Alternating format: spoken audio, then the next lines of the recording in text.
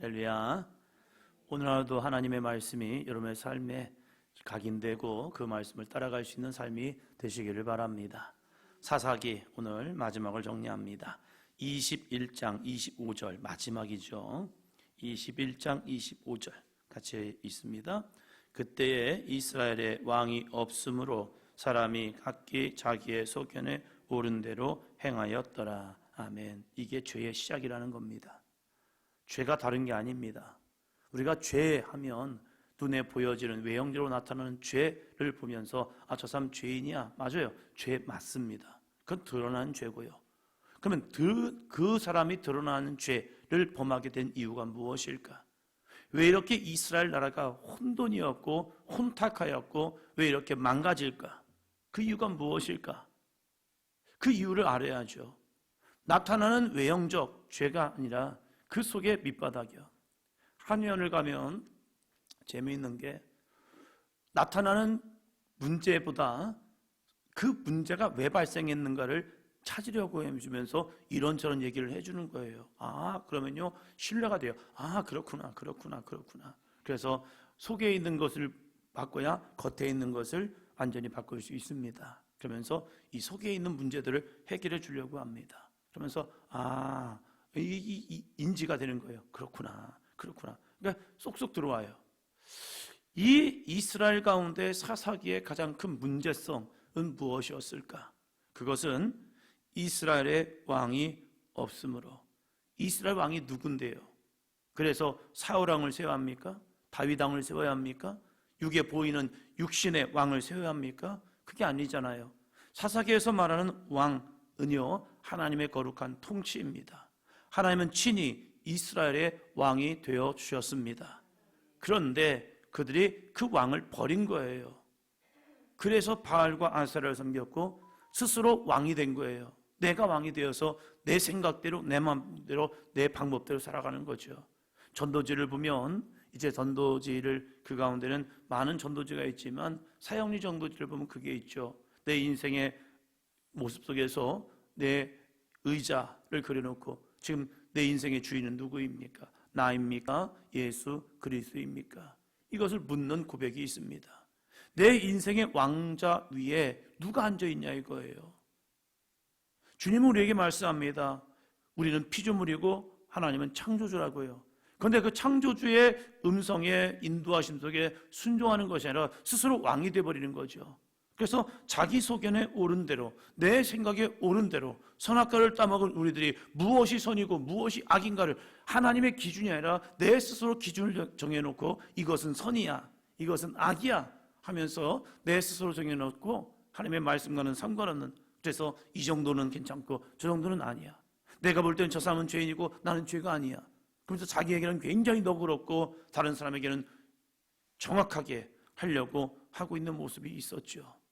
이것이 죄의 시작점이었다는 사실이에요. 오늘 그렇다면 우리들의 인생 속에는 스스로 왕이 되어지는 않습니까? 내 소견에 옳은 대로, 내 판단에 옳은 대로, 내 경험에 옳은 대로, 내 이성에 옳은 대로 하고 있다면 나는 여전히 사사기의 삶을 살고 있다는 거예요. 내가 나의 왕이 되는 것이 아니라 하나님께서, 하나님의 말씀이 나를 통치하시는 하나님의 거룩한 은혜에 나아가는 삶이 되기를 주의 이름으로 축원합니다. 이스라엘의 죄악이 이제 마지막으로 이렇게 정리가 됩니다. 20장 1절 위에 있는 30절, 19장 30절을 먼저 봅니다. 그것을 보는 자가 다 이르되 이스라엘 자손이 애굽 땅에서 올라온 날부터 오늘까지 이런 일은 일어나지도 아니하였고 보지도 못하였도다. 이 일을 생각하고 상의한 후에 말하자 하니라. 아멘. 애첩을 잃은 레위인이 자신의 애첩을 12덩이, 시체를 12덩이 내었습니다. 그리고 각 지파에게 그 시체를 보냈습니다. 그 지파의 지도자들이 봤을 때 깜짝 놀랐을 겁니다. 이게 뭐야? 사람의 몸인데 몸이 잘려져서 왔습니다. 도대체 무엇 때문에 이러한 일이 벌어진 거야? 해서 이들이 미스바에서 여호와 앞에 모였습니다. 그리고 이 이유를 설명하려 합니다. 그런데 모이면서 이렇게 모였습니다. 20장 2절입니다. 온 백성의 어른 곧 이스라엘 모든 지파의 어른들은 하나님 백성의 총회에 섰고 칼을 빼는 보병은 40만 명이었으며. 아멘. 이스라엘 지파의 어른들, 하나님의 백성의 총회에 섰습니다. 총회, 이스라엘 총회, 70인의 이스라엘 총회가 있죠. 그래서 모여버렸습니다. 그리고 보병은 40만 명이나 모였습니다. 어떠한 이유에서 이런 일이 벌어졌을까? 그래서 이스라엘 자손이 미스바에 올라간 것을 또 베냐민 자손이 들었습니다. 40만 명이 모였다는 것도 알았겠죠. 그리고 그들이 이제 진위를 물어보려 합니다. 도대체 이게 웬일이냐, 무슨 일이냐? 20장 4절 5절입니다. 레위 사람 곧 죽임을 당한 여인의 남편이 대답하여 이르되 내가 내 첩과 더불어 베냐민에 속한 기브아의 유스가로 갔더니 기브아 사람들이 나를 치러 일어나 밤에 내가 묵고 있던 집을 에워싸고 나를 죽이려 하고 내 첩을 욕부여 그를 죽게 한지라. 아멘. 이 레위 사람이 그래도 자기 동족이긴 베냐민 집과 기브아에 가서 유숙하려 했죠. 이방 땅이 아니라 기브아 땅으로 가자. 왜요? 자기 그래도 이스라엘 족속이니까 자기를 좀 환대해 주겠지라는 생각이요. 이스라엘 백성들에게는 나그네를 영접하는 것은 그들의 어쩌면 좋은 풍속입니다. 그런데 나그네를 영접한 것이 아니라 이 나그네를 집을 에워싸고 죽이려 했고 그의 첩을 욕부였습니다. 그래서 죽게 되었습니다. 이러한 이유를 설명했습니다. 이러한 이유를 듣자 이 모든 이스라엘 총회에 모였던 사람들이 분노하는 겁니다. 어떻게 이런 일이 가능할 수 있을까? 그것도 하나님의 백성이라는 베냐민 지파 기브아 사람들에게 이런 일이 어떻게 이루어질 수 있을까? 그래서 이들이 마음을 정했습니다. 10절 11절이요. 우리가 이스라엘 모든 지파 중에서 100명의 10명, 1000명의 100명, 10,000명의 1000명을 뽑아 그 백성을 위하여 양식을 준비하고 그들에게 베냐민의 기브아에 가서 그 무리가 이스라엘 중에서 망령된 일을 행한 대로 징계하게 하리라 하니라. 아멘. 그 무리가 이스라엘 중에서 망령된 일을 행한 대로 징계하게 하리라. 그들은 성경은 말합니다. 불량배였다고요. 불량배, 기준도 없이 하나님의 말씀의 뜻도 없이 살아가는 그러한 무익한 사람들이요. 그 불량배는 처단해야 합니다. 이스라엘에서 하나님은 악을 제하라고 합니다. 그런데 중요한 게 있습니다. 베냐민 지파에 기부합니다. 내 족속, 내 혈육입니다. 이것을 어떻게 해야 하느냐? 모든 회중이 모여서 모든 총회가 모여서 결의하였습니다. 그들은 징계해야 한다. 우리들의 삶 속에서도 이런 일이 벌어질 때가 있습니다. 나에게 가까운 사람이 문제를 일으켰습니다. 그 문제를 일으켰을 때 그 문제를 어떻게 할 것이냐? 그냥 덮고 갈 거냐? 아니면 이 문제를 해결하고 갈 거냐? 이러한 일들이 일어나기도 합니다. 교회에서도 어떤 경우는 교회에서 문제가 일어나서 그 문제를 치리할 수밖에 없습니다. 치리라는 것은요, 옳고 그름을 통해서 옳은 것은 인정하고 잘못된 것은 바로 잡아줘야 합니다. 이건 문제입니다. 바로 잡으십시오. 이것은 은혜입니다. 교회가 치리를 하기 시작하면요, 어떤 분은 이렇게 말해요. 아, 교회가 은혜가 없다고. 아니에요. 치리하는 게 은혜인 거예요. 율법은 은혜입니다. 왜요? 율법은 죄를 깨닫게 되기 때문에 그래요. 그래서 이번 주 말씀처럼 죄가 더한 곳에 은혜가 더한다는 건 뭐냐면 내가 죄됨을 깨달아야 그 죄를 가지고 하나님 앞에 회개함을 통해서 그 사람이 하나님의 용서를 받는 은혜라는 거예요. 그런데 죄를 회개하지 아니하게 하면 그것은 더 큰 죄를 지게 하는 거예요. 그게 더 문제라는 거예요. 교회는 잘못된 것을 치리하는 게 은혜로운 교회입니다. 덮어주고 무조건 용서해주고 아니야 괜찮아 그럴 수도 있지 뭐 하나님도 이해하실 거야. 그건 은혜가 아닌 거예요. 더 망가지게 하는 거예요. 교회는 반드시 잘못된 것은 치리가 있어야 합니다. 그래서 이스라엘 회중이 모여서 이제 이 기브아 사람들을 치리하려 합니다. 13절입니다. 그런즉 이제 기브아 사람들 곧 그 불량배들을 우리에게 넘겨주어서 우리가 그들을 죽여 이스라엘 중에서 악을 제거하여 버리게 하라 하나 베냐민 자손이 그들의 형제 이스라엘 자손의 말을 듣지 아니하고. 아멘. 이 레위기를 쭉 보면요, 레위기에서는 분명히 말합니다. 가장 가까운 사람이 먼저 돌을 들어 죄인을 쳐야 합니다. 그것은 죄의 심각성 때문입니다. 내 자녀가 잘못했다면 이 죄의 잘못된 자녀를 먼저 혼내주고 쳐야 하고 바르게 잡아주는 것은 부모의 사명입니다. 그 동네에 잘못된 사람이 있다면 그 동네 사람들이 먼저 돌을 들어 그 사람을 향해 돌을 던져야 합니다. 그래서 죄가 그들 가운데 있지 않게 하기 위해서 하나님은 어쩌면 참 힘들고 어려운 결단이요, 그것 뭐냐면 죄가 그들 가정 가운데, 그들 가문 가운데 있지 않게 하기 위해서요. 내 딸이 음행하다 걸렸다면 그 아버지는 그 딸에게 돌을 던져야 합니다. 힘든 일이죠. 어려운 일이죠. 그러나 자기 안의 죄는 끊어내야 한다고 하나님은 우리에게 말씀하고 있습니다. 베냐민 지파의 기브아가 잘못되었다면 먼저 이 베냐민 지파에서 일어나서 이 불량배들을 처단해야 합니다. 제거해야 합니다. 그래야 그들 가운데 죄가 사라지기 때문입니다. 회개는 다른 사람이 해주는 것이 아니라 내가 하는 겁니다. 내가 하나님 앞에 나의 죄를 자복하고 회개할 때 그것이 진정한 회개가 되는 거예요.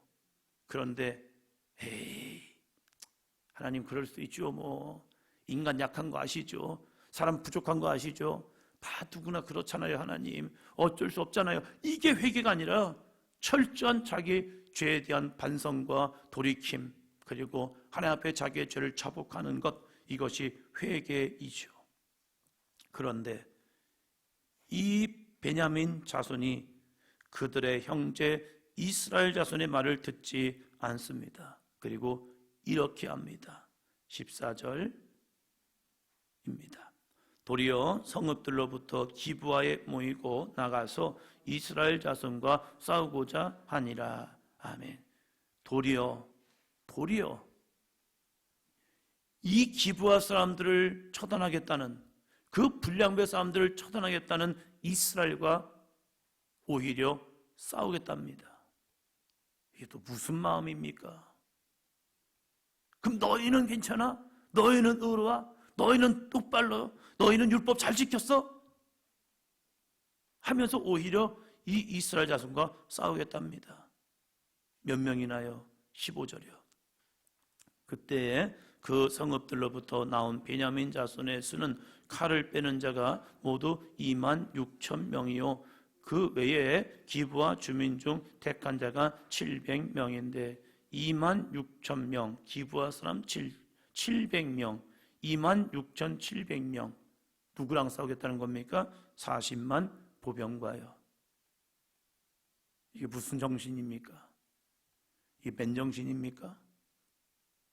이 도대체 왜 그러는 거예요? 무엇 때문이에요? 40만 명과 26,000명, 700명, 26,700명 싸우면 누가 이길 것 같아요? 26,700명이 이길 것 같습니까? 40만 명과 지금 이들이, 이 베냐민 한 지파가 이 11지파와 싸우겠답니다. 말이 안 되죠. 근데 말이 안 되는 일을 죄 가운데 붙잡히면 합니다. 이게 죄의 무서운 거예요. 죄에 붙잡히면요, 옳고 그름이 사라져버립니다. 이게 죄의 무서운 거예요. 그래서 세상은 이렇게 말합니다. 미쳤어. 예, 미친 겁니다. 옳고 그름이 사라지는 순간 영적으로 완전히 무너져 버리니까 이성적으로는 미쳐버린 겁니다. 그리고 26,700명을 가지고 저 40만과 싸우겠답니다. 문제만 도려내면 살 수 있는데 이 문제를 도려내지 않겠답니다. 술에 취해서 알코올 중독에 의해서 교회 학생의 아버지가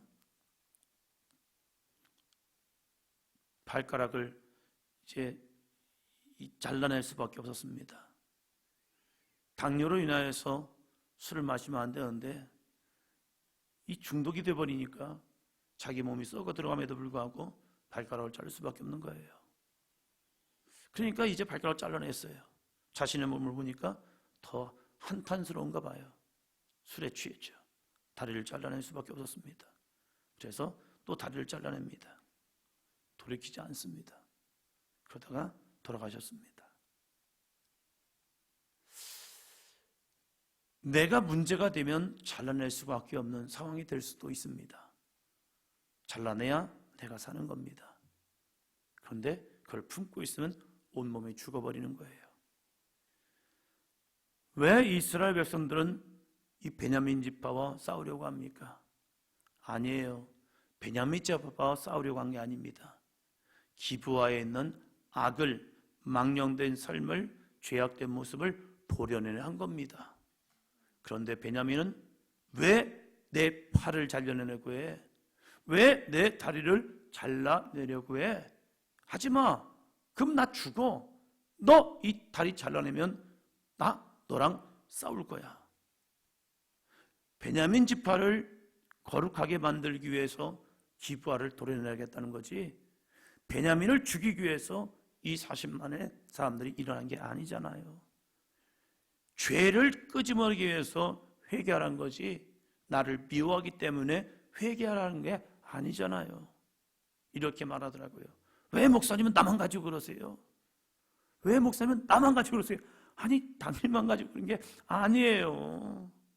왜 나만 미워하냐고. 아니, 미워한 거 아니에요. 당신 안에 있는 죄를 끊어내기 위해서 얘기한 거예요. 당신을 사랑하고 당신을 존중하니까 죄를 돌이켜 회개하라고 한 거지, 어떻게 당신을 미워하겠습니까? 미워한다면 말하지 않습니다. 그냥 상종 안 하면 됩니다. 그러나 당신을 사랑하니까 회개하라고 한 겁니다. 근데 기브아는 베냐민 지파와 함께 일어나서 돌이키려 하지 않습니다. 그리고 전쟁을 합니다. 1차, 2차 전쟁을 통해서 베냐민이 이겼습니다. 자신들이 이기니까 의기양양했습니다. 자신들이 바른 줄 압니다. 이스라엘 자손들이 1차, 2차 베냐민과의 싸움에서 처절하게 패배했습니다. 40만을 가지고도 26,700명과 싸워서 졌습니다. 이게 뭘까? 무엇 때문일까? 26절입니다. 이에 온 이스라엘 자손 모든 백성이 올라가 베델에 이르러 울며 거기서 여호와 앞에 앉아서 그들이 저물도록 금식하고 번제와 화목제를 여호와 앞에 드리고, 1차, 2차 많은 패배를 이들이 경험했습니다. 그들은 분명히 바른 길을 갔습니다. 옳은 길을 갔습니다. 그런데 패배했습니다. 그럼 이들은 이렇게 물을 수 있죠. 우리가 잘못되었나? 하지 않는 게 맞는 건가? 의의 길을 가고 옳은 길을 감에도 불구하고 문제가 생기면 많은 사람들이 거기에서 그것을 고민합니다. 내가 잘못됐나? 내가 잘못되었나? 이런 경우가 있어요. 그런데 하나님은 참 이해할 수 없는 부분들이 있어요. 옳은 길을 가고 의의 길을 감에도 불구하고 문제가 생길 때가 있어요. 그러면 많은 사람들이 가다가 아닌가 하면서 머뭇거리려고 합니다. 근데 이스라엘 백성들은요, 자기들의 패배를 통하여서 흩어진 게 아니에요. 하나님께 또 묻습니다. 그래서 베델로 올라가서 울며 거기서 여호와 앞에 앉아서 그날이 저물도록 금식하고 번제와 화목제를 여호와 앞에 또 드리는 겁니다. 왜요? 하나님께 묻기 위해서요. 베냐민 자손과 싸워야 합니까? 말아야 합니까? 그럴 때 하나님께서 말씀하죠. 올라가라, 내일은 내가 그를 내 손에 넘겨 주리라. 좀 이해할 수 없는 부분이에요. 처음부터 베냐민 지파와 싸워서 이겨야 하는데 왜 두 번의 실패를 경험하게 되었을까? 무엇 때문일까? 무엇 때문일까? 해답이 바로 21장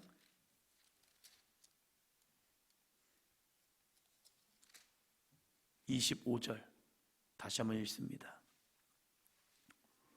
그때 이스라엘의 왕이 없으므로 사람이 각기 자기네 소견에 오른 대로 행하였더라. 어디에 왕이 없었다고요? 이스라엘인 거예요. 베냐민 지파에게만 아니었어요.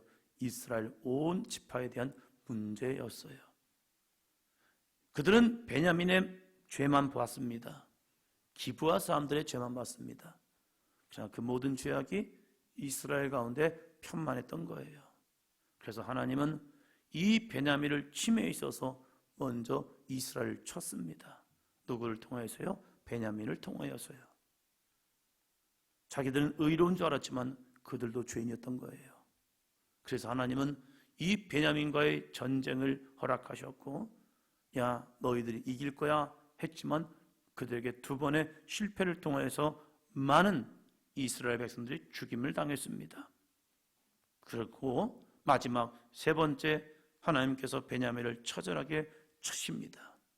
그건 그들 가운데 죄악이 너무 컸기 때문입니다. 우리도 마찬가지죠. 누군가의 허물을 볼 때에, 누군가의 죄를 볼 때에, 누군가의 잘못을 볼 때에 나 자신도 보아야 합니다.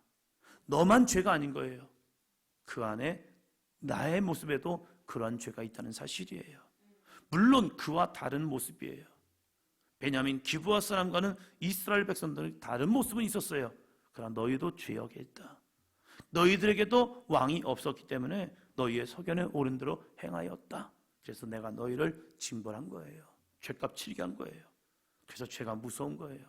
언젠가는 하나님이 갚아 주신다는 사실입니다. 그래서 우리는 그 심판이 오기 전에 처절한 회개가 필요한 겁니다. 회개하고 돌이켜 하나님의 구원을 이룰 수 있는 거룩하고 복된 삶이 되기를 주의 이름으로 축원합니다. 우리 베냐민 지파처럼 기브아를 감싸는 존재가 아닌 거예요. 나의 친족이기 때문에, 나의 혈육이기 때문에, 나 자신이기 때문에 감싸는 것이 아니라 먼저 내가 회개하여 하나님의 구원을 이루고 내 가장 가까운 사람부터 하나님의 말씀으로 나아갈 수 있도록 하나님 앞에 기도하며 회개하며 돌이켜 우리의 삶을 거룩한 삶으로 만들 수 있는 저와 여러분이 되기를 주의 이름으로 축원합니다. 그리고 나서 이어지는 건 뭡니까? 이제 사무엘로 이어지는 거예요. 물론 룻기가 이어지지만 역사적으로 보면 이제 사무엘로 합니다. 이스라엘의 왕이 없으므로 자기 소견에 옳은 대로 행하였지만 이제는 하나님의 거룩한 통치로 이스라엘 백성들이 나아갑니다.